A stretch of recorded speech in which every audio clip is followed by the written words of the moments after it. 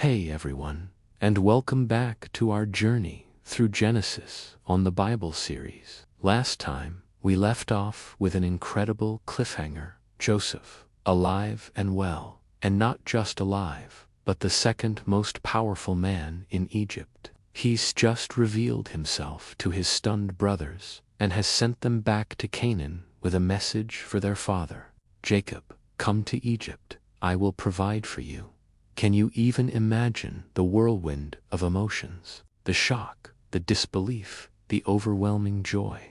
Today, we're diving into what happens next. One of the most moving family reunions in all of history.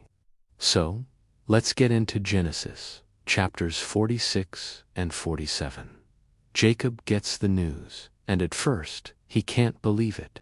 His son, Joseph, whom he had mourned for over 20 years, is alive. It sounds impossible.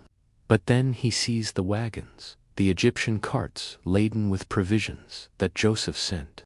The reality sinks in, and the Bible tells us Jacob's spirit revived. That long dormant hope, buried under 2 decades of grief, suddenly bursts back to life. He declares, "It is enough. Joseph, my son, is still alive. I will go and see him before I die." This isn't just a casual trip. This is the patriarch of the covenant people, uprooting his entire clan's sons, daughters, grandchildren, all their livestock, to move to a foreign land. It's a massive undertaking, filled with both excitement and uncertainty. So, on the way, Jacob stops at Beersheba, a place with deep family history. It's where his grandfather Abraham and his father Isaac had both called on the name of the Lord. And there, in the quiet of the night, God speaks to Jacob in a vision. This is such a crucial moment. God says, "I am God, the God of your father. Do not be afraid to go down to Egypt, for there I will make you into a great nation. I myself will go down with you to Egypt, and I will also bring you up again." This is the ultimate reassurance. God is not only approving the move, but promising his presence and his protection. He's reminding Jacob that the covenant promises are still in effect, even in a foreign land. God is essentially saying, "Jacob, this is all part of my plan. I'm with you. Go." So, with this divine green light, the caravan continues. Genesis 46 gives us a detailed list of everyone who made the journey: 70 souls in total, the founding members of what would become the nation of Israel. It's a small number, but remember God's promise: from this small family, a great nation will arise. As they get closer to Egypt, Jacob sends his son Judah ahead to meet Joseph and get directions to the land of Goshen.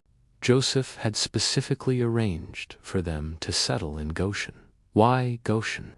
It was prime pasture land in the eastern Nile Delta, perfect for their flocks and herds. It was also strategically located, allowing the Israelites to live somewhat separately from the Egyptians, which would be important for preserving their unique identity and faith. And then comes the moment we've all been waiting for. Joseph gets in his chariot and rides out to meet his father. Imagine the scene: the dusty Egyptian road, the caravan of weary travelers, and then the sight of the royal chariot approaching. Joseph sees his father, the old man he hasn't laid eyes on since he was a teenager. The Bible describes it so beautifully. He presented himself to him and fell on his neck and wept on his neck a good while. This wasn't a quick hug. This was 22 years of pain, loss, longing, and now unbelievable joy, all pouring out in one long, tearful embrace. Joseph, the powerful ruler of Egypt, is just a son again, holding his long-lost father.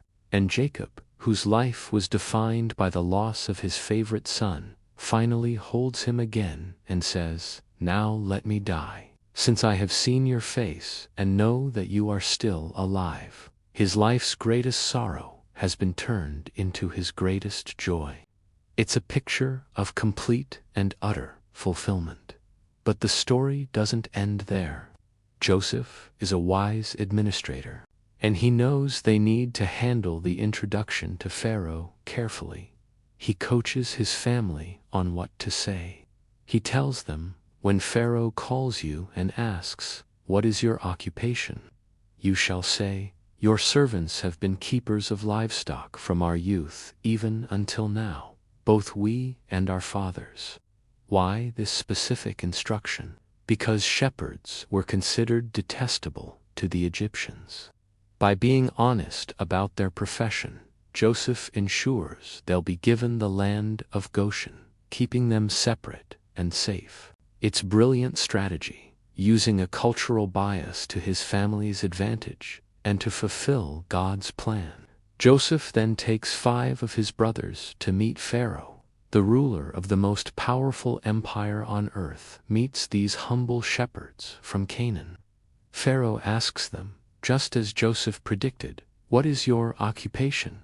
And they answer, "We are shepherds."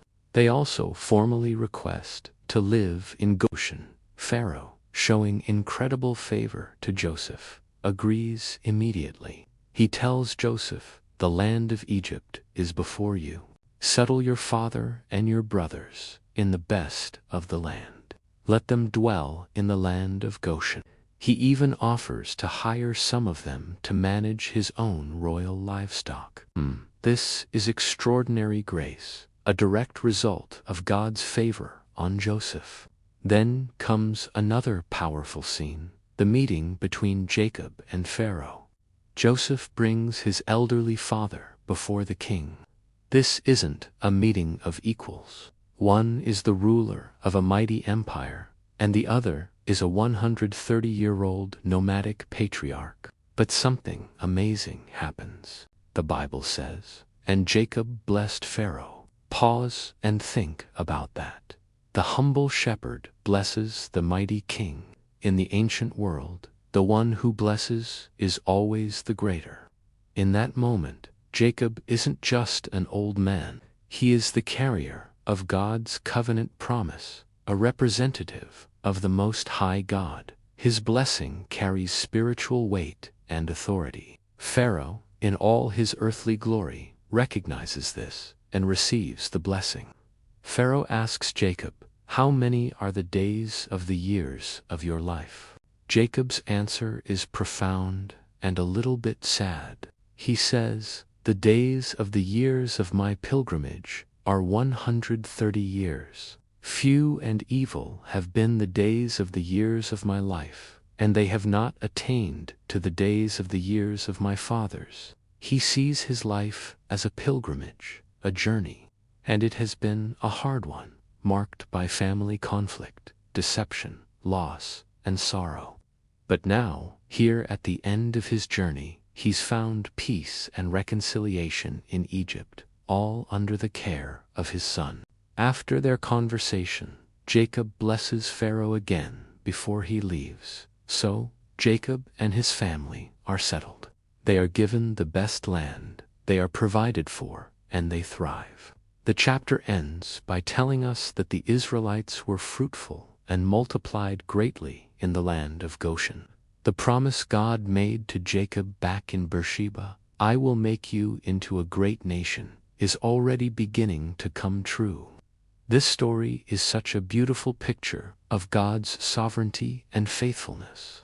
He took the evil actions of Joseph's brothers, the years of suffering and separation, and wove them all into a masterpiece of redemption that not only saved a family, but also saved an entire nation from famine. It shows that no matter how dark our circumstances seem, no matter how long the wait, God is always at work behind the scenes, orchestrating everything for our ultimate good and for His glory.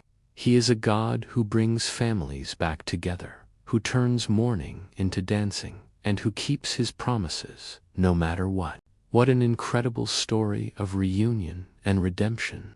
It really makes you think about the long game God is playing in all of our lives. Thanks so much for joining me today to walk through these powerful chapters. If this story touched you, please give this video a thumbs up and share it with someone who might need to hear this message of hope. And don't forget to subscribe and hit that notification bell so you won't miss our next video as we continue our journey through the Bible. See you next time.